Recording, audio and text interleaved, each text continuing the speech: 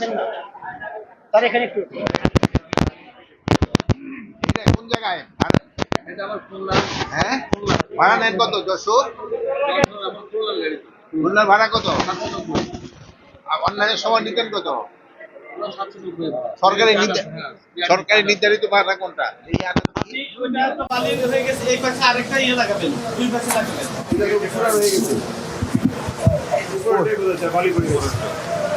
এটা কয় বছর আগে? এটা 24 সালে। ঢাকা যশোর 3 নম্বরে 27 টাকা। ওই আপনি কি ঢাকা যশোর? না নো খুলনা। খুলনা কত? এই যে এটা স্যার 790। আপনি এটা পরিষ্কার করে বড় করে দিলাম জি ইনশাআল্লাহ। এটা ছোট করে দিলাম আর একটা আছে না স্যার? এরপরে তো আপনারা করবেন না। এই জি 25 সালের মার্চ 25 25 তো দেই না আমাদের, এই 24 সালের দায় সব। আপনি ওটা রিভিউ করে মিটিংটা ঝুলাবেন ভিডিওটা দিলাম। আর পরিষ্কার করে ঝুলাবেন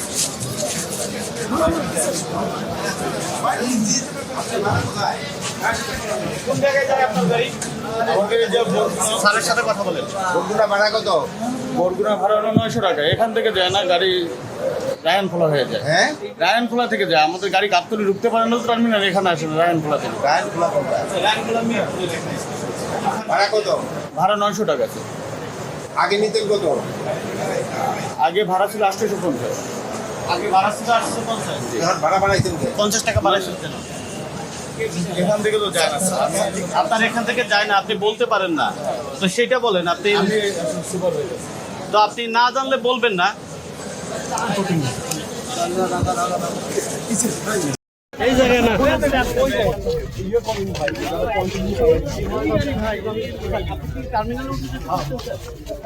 ময়লা তো ময়লা তো স্যার কি আপনি ভাই আপনারা কন্টিনিউ ক্যামেরা চালায় যদি নিজে দেখেন পুরোপুরি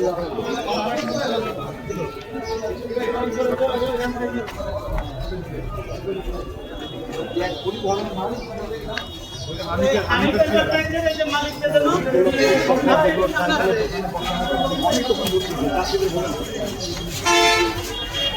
ভোক্তাও দিকে আর কি আমরা বিআরটি সবসময় আছে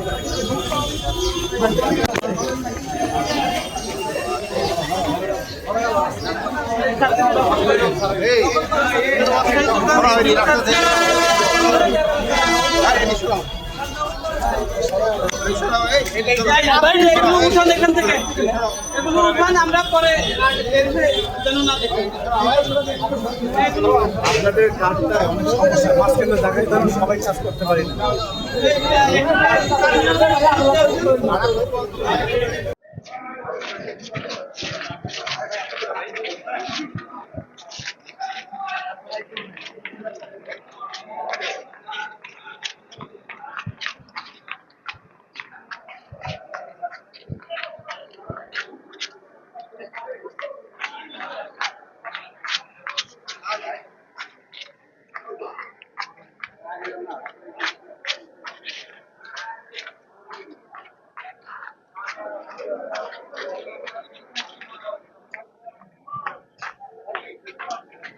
ভাই সবাই স্পেস বড় করবেন ভাই, আমরা একটু পিছিয়ে যাই ভাই, আমরা সবাই একটু পিছিয়ে যাই।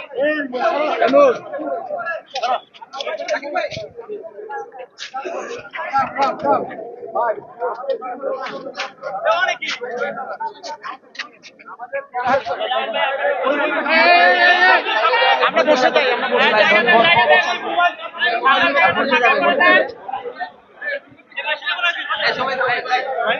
ভাইয়া আমার এই ভাই আপনার এগুলা ভাইয়া ভাইয়া ভাই ভাইয়া ভাই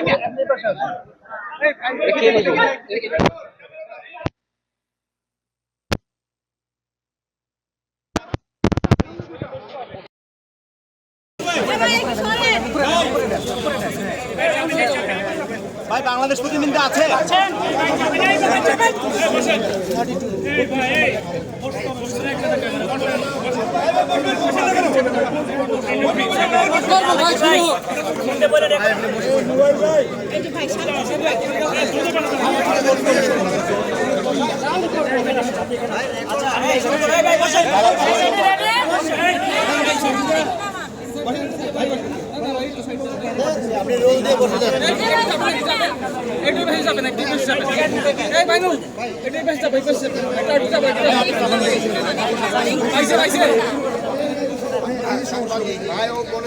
ভাই নামান নামান ঈদের শুভেচ্ছা জানাচ্ছি। আজকে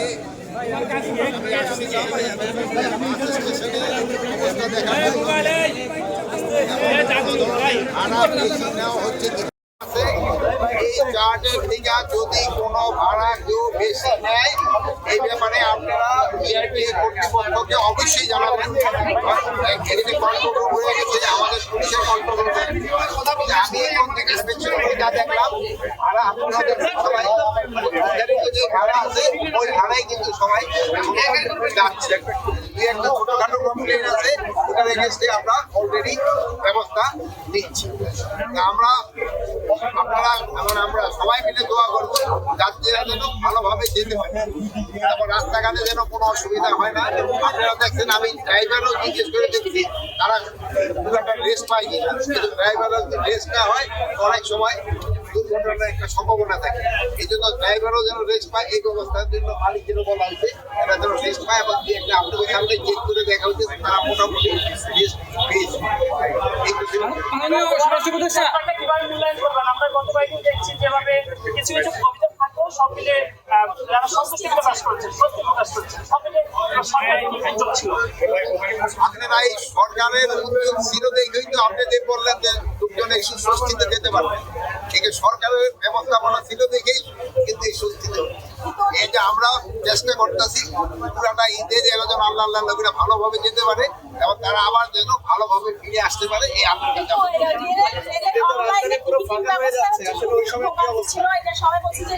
আমি রেলের ওখানে তো যাইনি, আমি যদি আগামীকাল গেলে আমি হয়তো সেই সময় সবারই সত্যি হচ্ছে এখন রাজধানীটা পুরোটা খালি হয়ে যাবে।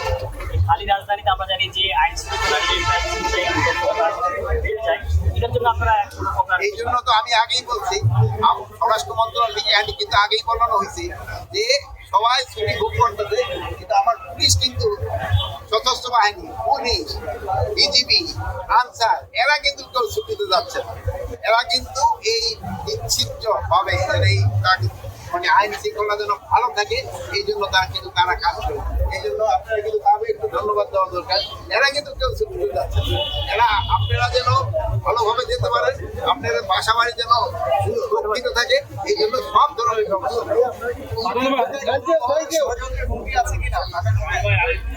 এখানে আল্লাহ দিলে কোনো ধরনের ষড়যন্ত্রের হুমকি নাই, আর ষড়যন্ত্রের যদি কোনো হুমকি থাকে আপনারাই মোকাবেলা করবেন, আমাদের সাথে জনগণ মোকাবেলা করলে কোনো ষড়যন্ত্র। উপদেষ্টার মধ্যে একটা প্রশ্ন আছে, গতকালকে আমি গেছিলাম সদরঘাট লঞ্চে, আমি কিন্তু সদরঘাটে যাই নাই, আমি ওটার উত্তর আপনি ভালো থাকে।